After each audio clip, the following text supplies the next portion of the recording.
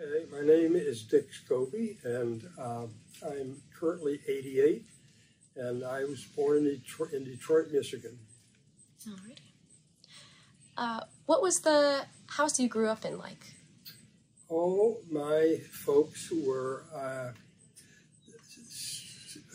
emerging middle class, and I was initially living in a house that my dad had inherited from his parents, who had died not long before I was born, and it was a small frame house, 2 stories in a I would say a lower or at least middle class neighborhood in Detroit. And then later on, when I was about 5, they managed to build a house in what later became part of Grosse Pointe, which is now quite an upscale, Joel would say, la-di-da neighborhood. And then it was probably the first house on the street, and it was a small 2-story brick house that was very comfortable. We lived there, and I was an only child. I am an only child, so I was the prince, the crown prince. And what were your parents like? My parents were both survivors. Well, they had been teenagers in the Roaring '20s, and so they were a part of that early jazz and Charleston period, and they went to high school. They did not go on from high school. In fact, my dad didn't finish high school, and they married. They eloped very young. They got together as teenagers and married when they were 18 and 16. Wow. How did your parents meet? They met in high school, Just in school. Yeah. My dad, my mother was quite a very attractive woman, and she had a large family, 3 brothers and a sister. They were all very close in age, and so their house was very lively. And it was one of those places that in the teen years they would get together and they'd dance in the living room. And my dad played the banjo, and he used to come over and serenade my mom, and they became sweethearts. And all the kids in their class were getting married. It was the thing to do, and so they did it. I was not born until 10 years later, so they were good kids.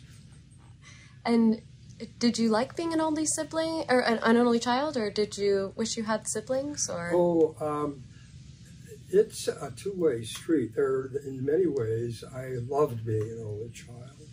I didn't have any rivals for love and attention, and I got a lot of love and attention. But when things were wrong, it was always clear who had done it.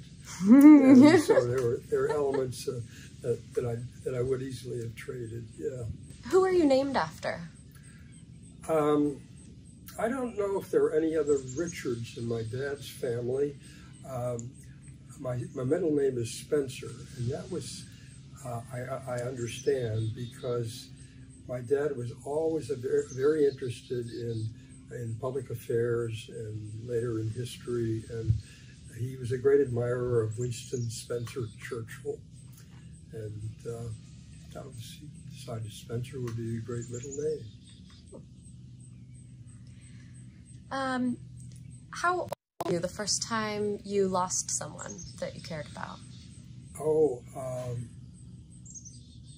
I was pretty old. I was clearly an adult before anybody in my family. Who was the youngest was a cousin who died when I was probably in my early 30s. So, and it wasn't until, well, in high school, I had a friend who died, and that was my first experience face to face with the death of somebody I knew. And how did they pass away? Well, I knew him, and he was a friend because we were both in the trumpet section in the band, and he was a good trumpet player and a nice kid, and he was also a wrestler, and we had a strong wrestling team, and in wrestling practice one day he got kicked in the head and knocked out. And when they did an X-ray, they found that he had a tumor that had been there all along, unknown, and the injury somehow contributed to that killing him. I don't know what the medical causes were, but he didn't survive, and that was quite a shock for all my classmates. We went to his wake and saw his body and had to think a lot about that. Run through your kind of general, where you were at in life over the decades. Well, let's see. As growing up, I was a pretty shy kid, and I was never athletic, which is always a great disadvantage. Certainly, if you're a boy in the 40s and 50s. I was always the last picked at baseball. Was on the pickup teams, and my real preferences were to hang around home and draw pictures. I was very artistic, and I was interested in cartooning,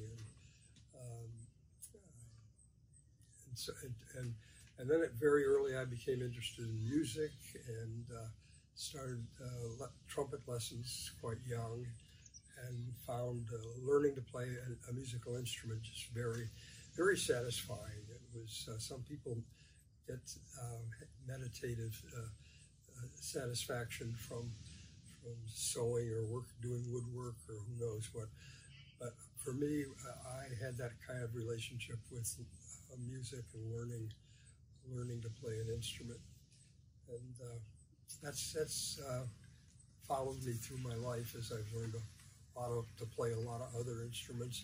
Master of none, but a serviceable player in a lot of different modes of expression, musical expression, classical, jazz, folk. I love it all. So in high school, that was my claim to fame. I was a very good trumpet player. I became first chair in the orchestra, and got into competitive orchestras in the state. And when I went to college, I went to Dartmouth, and there I had the great good fortune to get into their premier jazz orchestra as a freshman. And so I played with the Barbary Coast Orchestra for 4 years, and we traveled all around New England and even down to one spring to Bermuda to play. And we aspired to the Stan Kenton sound of that era, and I think we were a pretty good band. So at that time, I was a history major. I loved my studies, and I loved especially English and the humanities, and history was my major. And I won a history prize my senior year for research project that I did on the New York City waterfront, which was kind of a hint of some of my vocational interests later in urban problems and some of the more dramatic issues of the era. So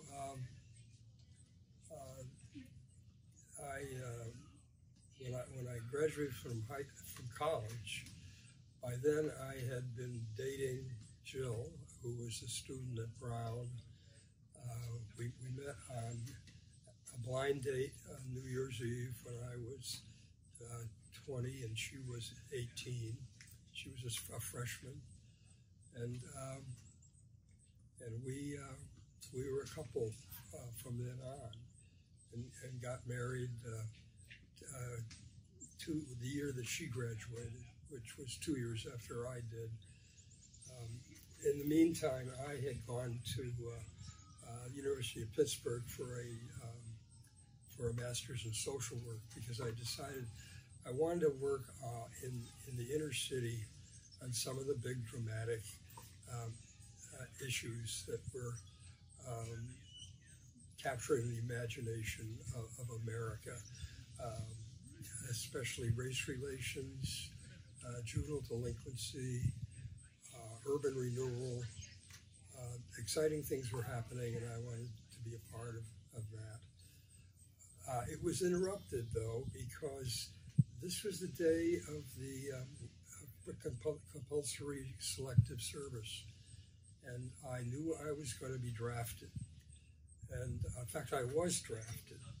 But knowing I would be drafted, I had also simultaneously applied for a commission to be a social work officer. And the Army had probably about 120 slots for social work officers. And I got one of those. And so what does that mean to be a social work? Okay, to be a social worker in the Army in 1958 to 1960 was to be assigned usually to a training base, and I was assigned to Fort Hood, Texas, which is a huge training facility, infantry and armor, and so there you're dealing with brand new soldiers, young kids, many of whom have been have joined and very quickly wished they hadn't. So you have lots of just the trauma of dealing with being in the Army, regimented and dealing with authority and physical hardship, and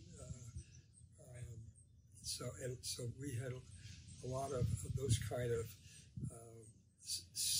stress, mental health problems, and a lot of folks. It was clearly they were inappropriate for soldiers. They had deficits in their upbringing or in their character development that made them not good soldiers. You didn't want them next to you in the line in a stressful combat situation. So the Army, unlike the Navy and the Marine Corps, which was much more punitive in their approach to mental health issues, the Army was actually quite advanced in identifying problems early and for the good of the service, helping these guys get out, which at that point is what they wanted. And so we could manage to get them a non-medical and non-punitive discharge, general discharge, which didn't interfere with their life in the future. So were you stateside, or did you stateside? This was all stateside. So we would a great deal of my time. Actually, I spent a lot of time as the social worker in the stockade. We had the 4th Army stockade at Fort Hood, and I worked hand in hand with a psychiatrist, and we interviewed everybody who came into the stockade, and many, if not most of them, we recommended for discharge. We did get a few people who were seriously mentally ill, and those presented interesting problems. I didn't get directly involved in those, maybe in the identification of them, but they become somebody else's problem. In the clinic, I did some family counseling first. Military families, people who were having issues with alcohol or domestic conflict or child issues. So it was a good little unit we had with 3 psychiatrists and a couple of trained social workers and a psychologist. It was Fort Hood, Texas was the last place on earth I wanted to be, and Jill and I were stressed at just being there. It was bleak, it was hot, and yet we found, as you do anywhere you go, wonderful people, and we made great friendships, some of which we still have. I got involved in the little theater there, which was a terrific dramatic program. It was all volunteer, but they had great facilities, and because of the draft, we had all kinds of people who'd been drafted right off of Broadway. We had dancers who were choreographers for some of the big shows on Broadway, and singers, and it was just a field day. We did a show every month, and that was quite a wonderful time. And again, it's the source of a lot of lifelong friendships. And where did you go after that? After that, I got out in '62, and I got a job working in the inner city in Boston. And we've been in and around Boston ever since. I worked for a thing called the United Community Services. I was a community organizer, and so I was working with public housing tenants around their conflicts and issues with the management. And later, I was hired by the Boston Housing Authority to help them start a unit on community relations and public service. And that was an adventure, because the politics of that city have always been intriguing and remain so. It's a city with lots of different ethnicities and cross currents and conflicts and creativity, and it was just a wonderful time to be involved. One of the things I did there was help them organize or come up with the idea of organizing a statewide citizens housing and planning association that could be a permanent, ongoing advocacy organization for good city planning and affordable housing. So, and that was created, and it still exists. And I'm just happy to have been one of the founders. So then I got, after the housing authority, have always been fascinated with international development, and I had never had the opportunity to travel around the world, and I was enormously curious about what it was like out there in the wider world. And so I got a job on a U.S. Agency for International Development contract with a non-profit organization called the Foundation for Cooperative Housing to work in Argentina. And we moved with our 4 children to Buenos Aires, to one of the suburbs. and I worked for 2 years in Argentina. Half of that time actually embedded in an Argentine housing agency in the city, working with squatter settlements out all around in the outer areas around the city. And these were immigrants coming from Bolivia and Paraguay, Peru mostly, as well as the interior of Argentina. And that was an exciting time. And also politically, this was the 60s. It was the Cold War. The Marxist movements were being encouraged by the Soviet Union, and with the Cuban Revolution, you had the spawning of a number of guerrilla movements and urban and rural movements around the country, and also within the Catholic Church, you had the emergence of what they called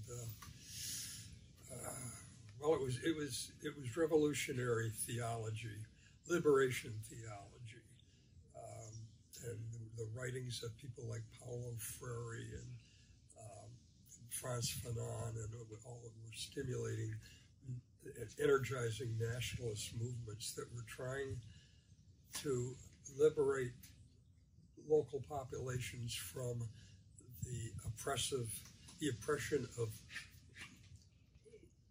local oligarchies that were supported in turn by international capitalist corporate interests and national interests. So you had lots of exciting things happening all around, and we left Argentina before the dirty war that involved so many of the human rights abuses that followed, but we had left with many Argentine friends who we were deeply concerned about, because we knew while they were not sort of activist revolutionaries, they were quite left in their orientation, and when the military dictatorship really became virulent, we feared for their lives. And it was years later, we actually went back to Argentina and visited and got an update on what had happened. None of them had been killed, to my knowledge, but some of them had been deeply traumatized, and one was threatened with execution and managed to argue his way out. And these, for the most part, were Jews, and the anti-Semitic element in that military government was extensive. About a third of the people who were disappeared in Argentina were Jews, and that represented, the Jews represented most of the Scobie's friends and the co-workers that I'd become most friendly with. So that was a very exciting time. We made wonderful friends who've remained friends to this day. We get together with them whenever we can. So that gets us up to when I came back from Argentina. By then we had yet another child. We had our fifth in Argentina, and I came back to go to Brandeis to get a doctorate. And that was a 3-year program because I already had the master's, and I worked very hard to get this done in 3 years because I had all these mouths to feed, and so that was the point at which in 1972, I got my doctorate and was the great good fortune of getting the job as executive director of the Unitarian Universalist Service Committee, which I then directed for 27 years. So it was during those years, it was about 9 years after I went to UUSC, we were at the point where child rearing had become so burdensome. we were tired all the time, and Jill, when we think about how, I don't know how she just did what needed to be done to keep this wagon train going. But she counted once 35 loads of wash every week, and we would every couple of weeks we would make school lunches and freeze them in a separate freezer that and spaghetti dinners and noodles and sandwiches, and it was crazy. And so we needed a place to find our spirits again, and that's when we found Ferry Beach. And what year was the that first was year? 1983. And I guess it was 11 years after I had gone to the service committee. I had been to Star Island several times, but I was very clearly wearing my service committee hat there. And we decided to go somewhere where nobody knew who I was. And I was the guy with the bagpipes and the guitar. And eventually I found John Pearson and started bringing my trumpet also. So that gets us to the Ferry Beach time of our lives, which has now been almost 40 years. And what are some of the big changes that you have seen in the beach since then? At the beach, well, Ferry Beach,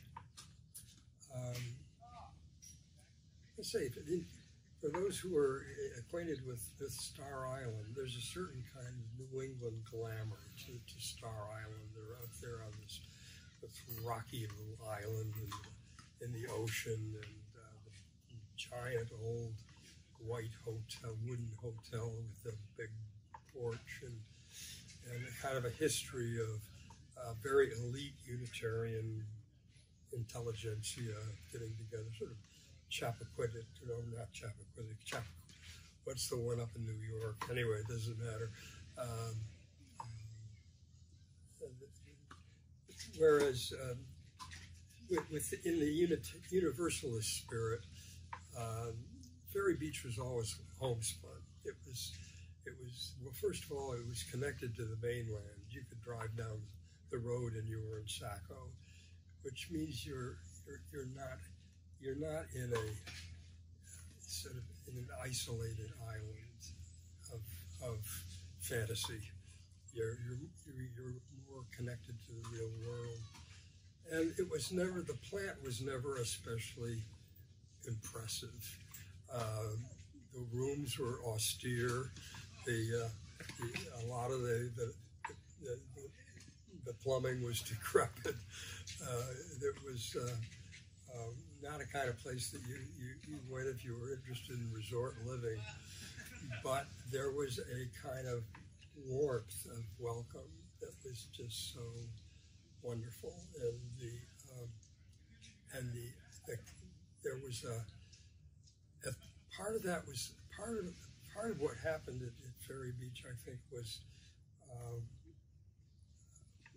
during those years was reflective of some of the things that had been going on in the country in the 70s with the liberation movements, black liberation, women's liberation. There's all these self-discovery kind of movements, transcendental meditation. People were looking inward. People were reassessing, and that was what was going on here, only supercharged. And so I went to my first year, I went to a workshop that was run by a woman named Jean Winslow, who's still around, who was a professional in psychodrama. And it was, and she used these psychodrama techniques in this workshop. And it was a mind blower. It was a self-discovery and liberating experience that I didn't expect, and which changed my life. And later, during especially that first decade, as I tried other things, other workshops, I've landed finally in the writer's workshop, which I've done every year for about at least 15 years, just because every year there's so much of the same kind of personal discovery and empowerment that happens in those sessions. And people, and I think after having taken a lot of different workshops here and begun to sense that there was something really special happening, I concluded that no matter what the stated content of the workshop is, one of the core issues and core functions is getting to know you. And people who take these workshops get to know each other on a level that many of them have never experienced in the rest of their lives. And you find people, and you find this among the young people often. And when our daughter Rachel was here, her friends, some of them would say, "This is the only place that I feel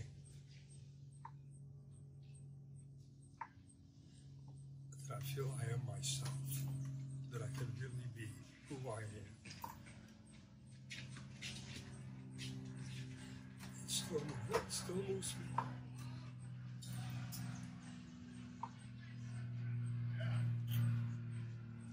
So, that's what I discovered. Yeah. As the years pass, there have been real changes in the culture, decade by decade. During the 80s, I'd say the numbers of people who were in that cohort, adults, who were involved in high stress, really serious educational, social service, and medical professional work was very, very high. These were emergency room nurses. These were crisis team social workers. These were teachers who were dealing with difficult and problem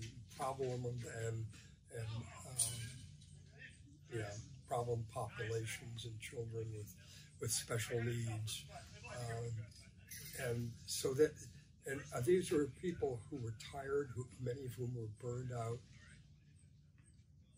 who needed a chance to play, and we played hard. We danced.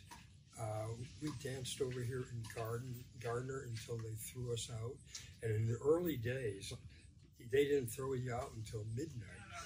There was none of this, "Oh, be quiet, somebody's sleeping upstairs." I don't know if anybody was sleeping upstairs, because we were booming Motown music down below, And, you know, I heard it on the grapevine. We were dancing our full heads off, and that was what we needed to do. And when we could no longer do that, we would go out on the beach, and we would sing songs until 2 in the morning, or we would go into Oob, where there were still live bands playing, and we would continue to dance until 2 or 3. And we'd come home and shower, and somehow or other get up in the morning on 4 hours of sleep and start over again. We were younger then, but it was wild, and it was the time. One of the things that happened in that decade was the accidental pairing of family and friends with the gay and lesbian week that later became the all men's gay gala group, and that was a mind expander too, because there were anxieties in both groups, and we needed to learn a lot, and we straight people needed to know what their fears were, and vice versa. You have these little kids running around. What are they going to make of this? How do we explain who these people are? And they were concerned that, hey, back in my world, I'm a teacher and nobody knows I'm gay. I haven't come out. Are one of these kids going to be from my school? Is I going to blow my cover? There was all kinds of fear and curiosity. And so we had long into the night trained sort of teaching sessions where we talked about these things. And the sort of the glorious culmination of that week was when they invited the gala invited the family and friends people to join them down in the Rose Pavilion for their party, which is the traditional tea dance. And we went down there, and they said, "Come in your bathing suits and your costumes, or whatever you can do." And people had boas and things, and so that was the beginning of several years of the tea dance being just a madcap, wonderful, crazy event, all before dinner. Oh, really? Yeah, this was all before dinner. And it evolved and finally into the masked ball. But that was the wonderful beginning. Later on, people stopped dancing and people stopped singing. Though I see that there's a sort of a resurgence of the singing again, which makes me very happy. But the culture changes, and there's been I think there's a lot more, in a way, there's a lot more fear and caution in our society in general, and now all the crazy polarization that we're dealing with is contributing to that, and the worry about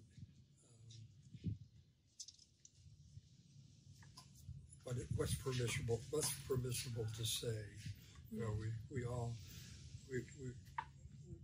all embrace the idea of free speech, but it's getting harder and harder to know ahead of time what's permissible to say without pushing a button that you maybe didn't even know existed, and that changes the nature of what's possible in dialogue, and what the necessary antecedents are to have a successful relationship.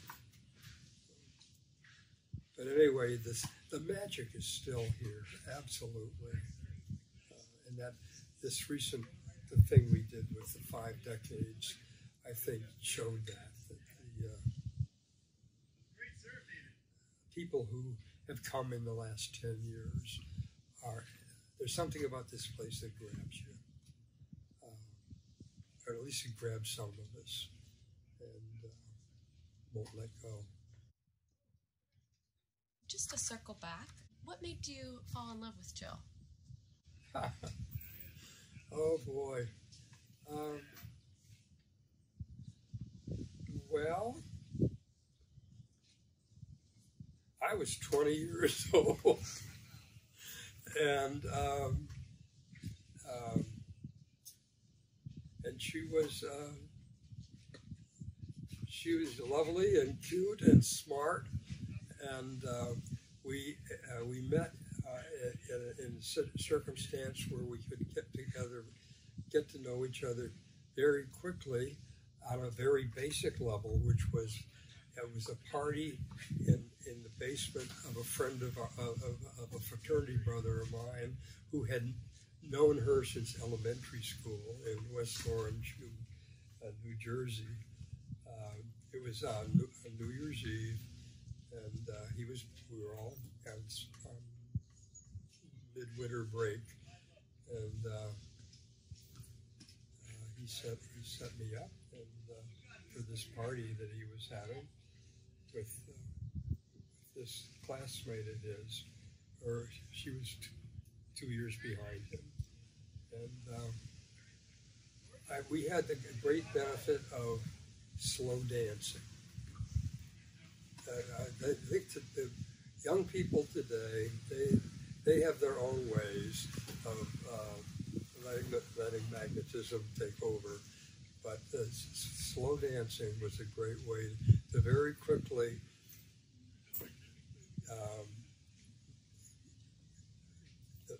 very quickly know the feel of the person in quite a literal way. We fit together very well, and we were able to talk amazingly freely, and we felt relaxed in each other's company. And I invited her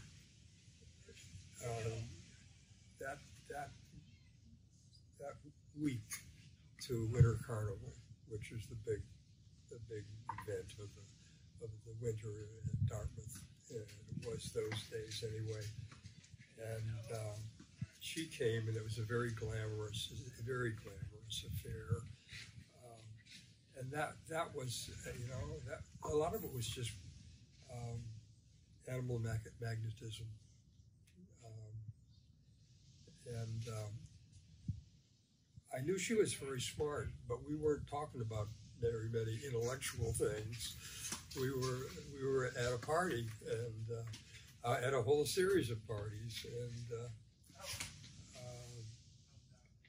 then there was an interfraternity basketball tournament in Connecticut, and which was sort of in between Dartmouth and Brown, and she agreed to come and have an overnight there, and they were putting people up in the fraternities, and that event, there was an amazing. We had breakfast after the tournament was over, and after we had they had a little party afterward, and we necked in the corner, and then in the morning we went to the restaurant.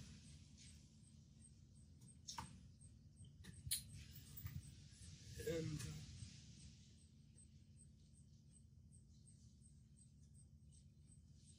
we just talked about important things.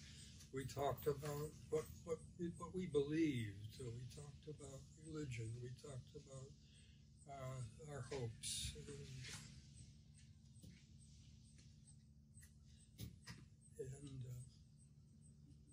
after that, we just felt like we both said later, we felt like we wanted to go on in that conversation. Always.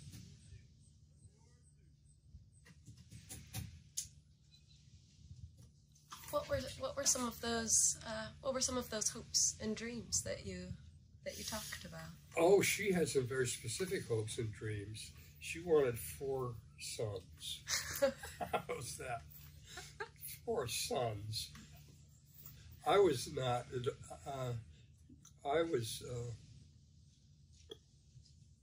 We were good kids. We weren't even sleeping together yet. I wasn't thinking about the offspring. I was looking forward to the process.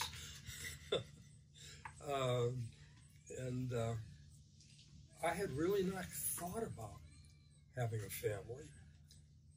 I wasn't opposed to the idea. I just hadn't thought about it. And so in the conversation, I had to start thinking about these things. And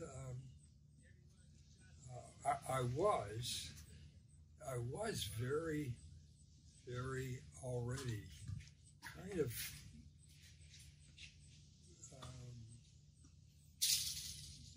maybe obsessed is too hard a strong word, but I was very focused on questions of values and beliefs, and I was very curious about religion. I was in the process of rejecting traditional Christianity. My parents were Presbyterian, and I had gone to a Presbyterian church, but I was pretty much throwing all that stuff out, and I decided that none of it made any sense to me, but I just wasn't sure quite yet what did make sense to me. And I had very early, I didn't know what I wanted to do with my life, but most of the things that I saw people investing themselves in and doing with their lives, I knew that wasn't what I wanted to do. I knew what I didn't want to do. I didn't want to be an insurance salesman. Although since then I've met a lot of very lovely insurance salesmen, and it's important to have insurance. But no, I wanted to change the world. I wanted to make the world a better place. I just had no idea how you go about doing that. And that was why later I went into exploring urban careers and social work and took that track.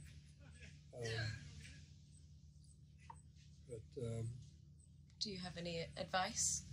Do you have any advice? Advice? For how to change the world? The world is pretty damn hard to change.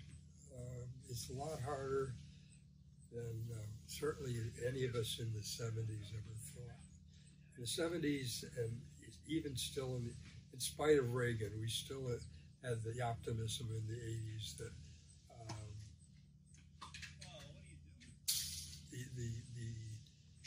the movements for human rights, writ broad, were going to move us forward. And we've had some huge victories, that's for sure. And they're threatened right now with this madness that's going on in Washington, in the court. But we did have great hopes, and now we found that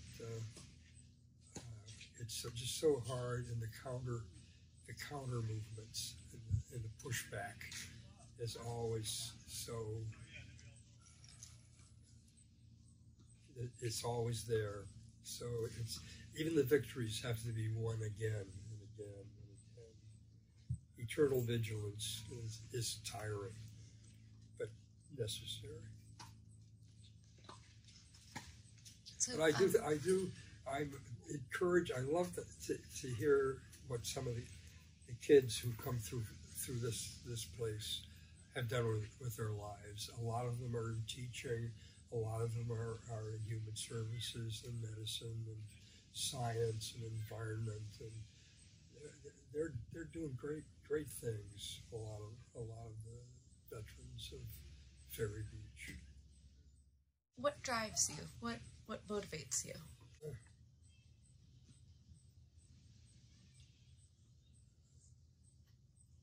I don't know. I think back. I think my dad worked for the United Way, so his job was raising money for good works, community services, all of that. But his politics were pretty conservative. He was an Eisenhower, Nixon Republican. My mom was pretty apolitical. She was kind of a sort of the classic 1950s good homemaker who dressed up every night for her husband, so it would make him a nice dinner, and she embraced the traditional woman's role as domestic helpmate, and she was enormously proud of what he had done with his life.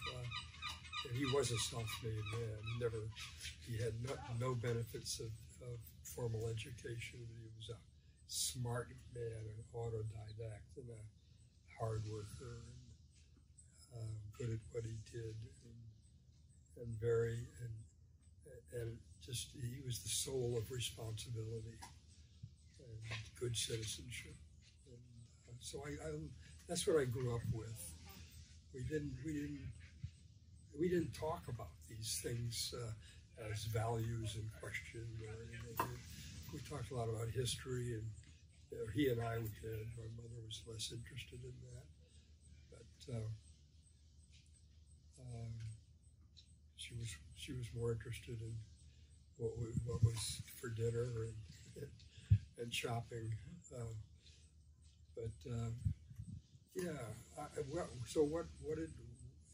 How did I get to be the way I am? I don't really know. I know that I grew up when I saw what was happening to black people, especially in America, it pissed me off. And there was something that just social injustice just made me mad, and so there's a core of anger that is part of my motivation about injustice when I see it, and that's why I love working for the Service Committee, which is like Ferry Beach, a crazy organization. It's it's just always in turmoil of one sort or another.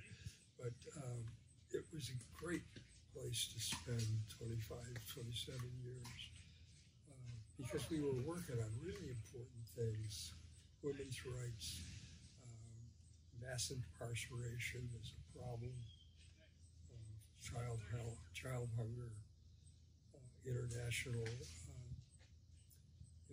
human rights. What are some of your favorite songs? Songs? Oh, golly.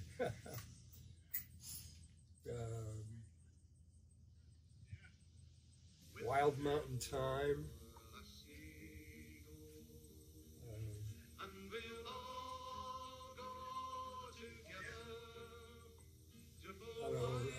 A lot of Scottish ballads. Caw the Owls.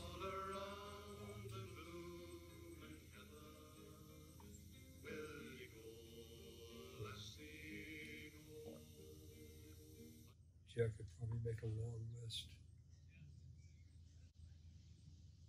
I've written a lot of songs. I was in a folk group for 10 years, right after I retired, and we made some pretty good CDs. We called Woodwork. It was 5 pieces. I played flute mainly, and wrote some songs for that group. I love Red and Roses.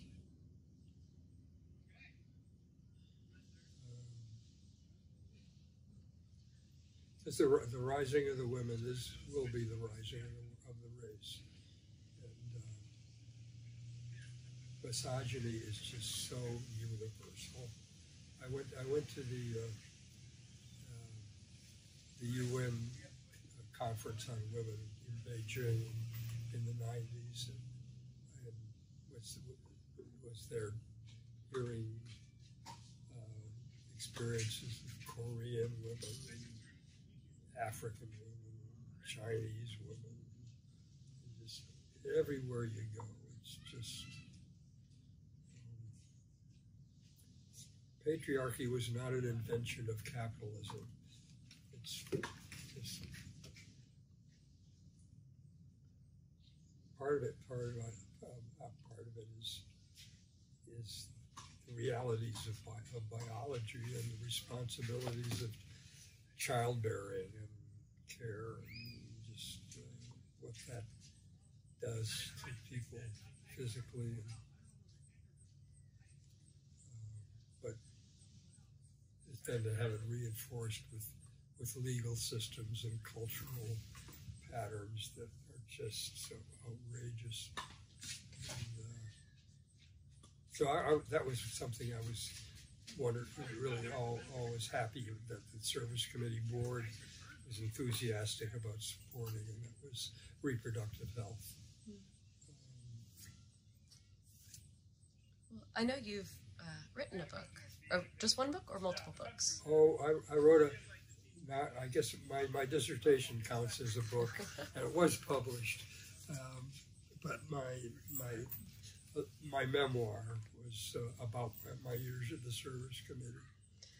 But so I know you've written that. So barring the book that you wrote, Mm-hmm. What would you say is your favorite book? Favorite book? Oh my God! Yeah, so I have to say that. What the favorite book? Which month? Okay. I'm reading all the time.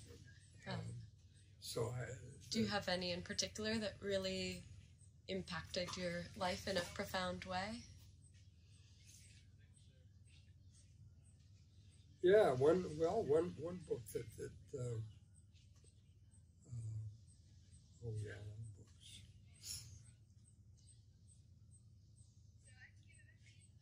Philosophically, there's a book by a Brazilian named Paulo Freire that's called The Pedagogy of the Oppressed, that was very widely read in the 60s and 70s in Latin America, and which is about sort of the cause of liberation in the face of oppressive societies, and how love equals the commitment to that cause, to the cause of the liberation of the oppressed. But otherwise, in high school, I was enthralled with a narrative poem called John Brown's Body by Stephen Vincent Benet, which I was already interested in history, but it focused a lot of my imagination on the drama of the Civil War, and that which still captivates me, and because I think we're still fighting that war. The 6th of January was really an extended battle of the American Civil War, same issues, and human rights is just right in the core, in the middle of all of that. But yeah, Stephen Vincent Benet's book. There was a book. There was a French diplomat named Romain Gary. I think he was minister of culture at one point. But he's a novelist. He had a great love affair with Jean Seberg, who was an actress, and he wrote a book called The Roots of Heaven. A lot of these books are similar in a way, and that was about a guy who went to Africa and became truly obsessed with the plight of the African elephant, and devoted his life to saving the elephants. And it was, and that book grabbed me a lot. It was made into a movie. The movie, of course, wasn't as good as the book. Never is. Yeah. There's a couple. Speaking of, what is your favorite movie? Oh, golly. Here we go again. Movie or show, too, I guess. Okay. I got a lot of favorite movies. I'm a movie lover. In fact, we now, one of the great things about COVID is we've started a family film group that we call the Film Critics Corner. We have a Zoom meeting every month with 7 of us.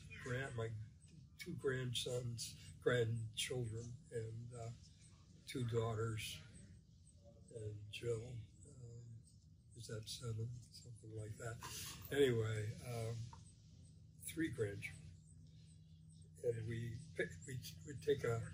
take turns picking a movie, and then we all watch it and get together and discuss it. It's just great. One of my favorite movies is On the Waterfront. It's made in the 50s, Marlon Brando, young Marlon Brando. Elia Kazan directed it. It was written by Bud Schulberg. It's a book by Bud Schulberg called On the Waterfront. That's one. Viva Zapata. Viva Zapata is about a Mexican revolutionary, also with Marlon Brando and Anthony Quinn, based on a real life figure who, I think in 1910s and 20s, there was a revolution, one of several in Mexico, and he was the general in the South. He was a farmer who decided to fight back, and that again, the script was written by John Steinbeck, and we got to see this movie. It's and it talks about social change and leadership, without calling it those things. It's about social change and leadership, and the people's quest for the man on horseback, the hero who will pull it all together and lead the charge and make it happen. And one of the key speeches in the end is Zapata's brother, who's his death speech. He talks about people who are looking for the man on horseback. He's for the heroes that will fix it. There aren't any. The people have to do it. I believe that, but it's so hard. And how do you get through hard times? I'm pretty stoic in hard times.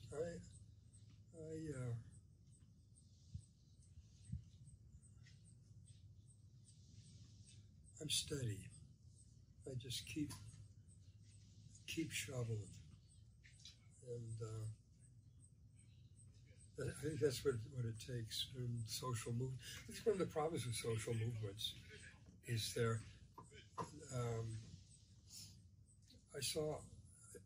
I heard a talk by Saul Alinsky, who's a great sort of mid-century community organizer. Did a lot of great work in Chicago. He said, I don't trust movements. These movements are like the wave. They come up on the beach, and then they go out. And the sand hasn't changed.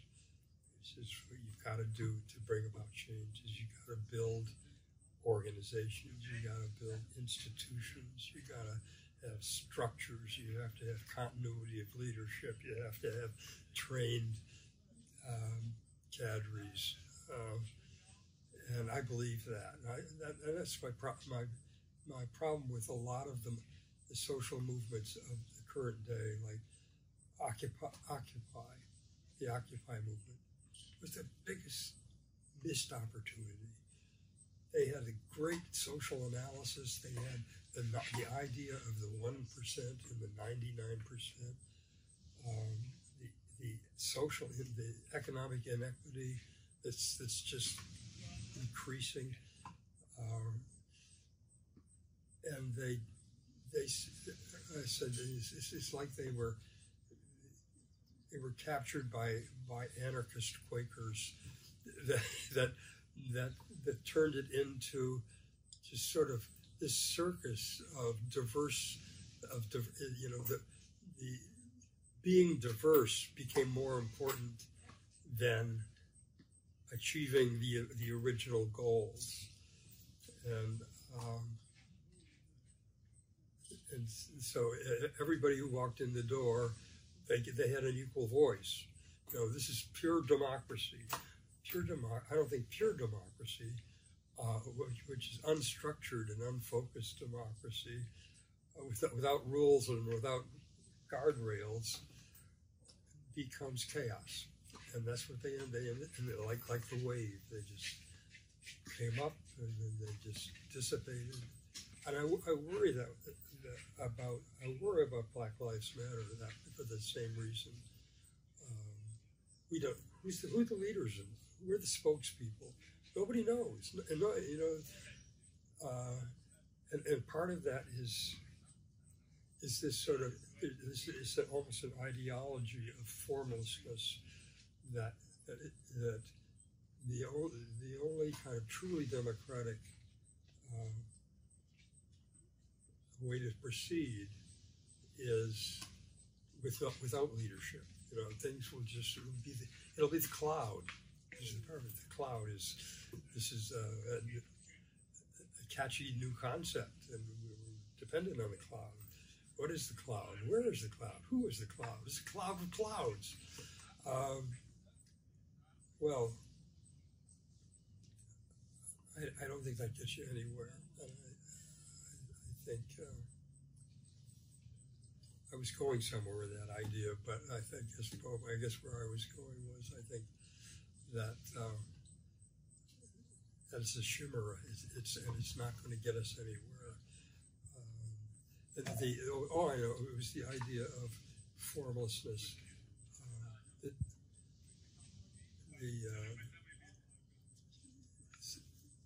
The tyranny of formlessness is if you don't have any kind of structure or any kind of designated people who have defined responsibilities and are accountable back to the membership. If you don't have that, what you have usually is an informal tyranny of one or two people who are the de facto leaders, who in fact make the decisions just by the dominance and their charisma and their determination to be the central voice. And you may never, from the outside, you may never know who that person is, but they're there. And so I'm suspicious of the cloud. That's my rant. I could end with a pitch for sustained membership to Ferry Beach. Yes. Because I believe in the importance of institutions like this one, and we can't let it die. What do you want to be remembered for? Oh dear.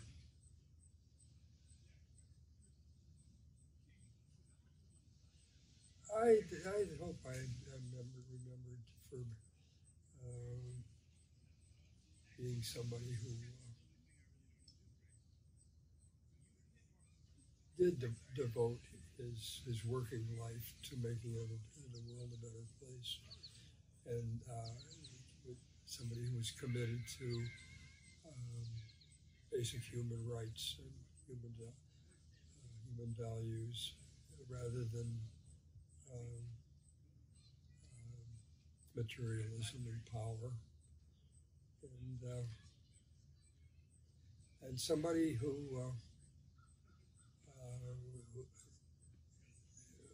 whose life was also who was also able to save her life and appreciate beauty and sometimes make beauty, and who made music. I love to make music. It just warms my soul. Playing jazz with JP, I could do that every afternoon for the rest of my life. With Josh and Kate Campbell Strauss and anybody who shows up, and playing on the beach. I think that's what I'd like to be remembered as, a piper at the gates of dawn.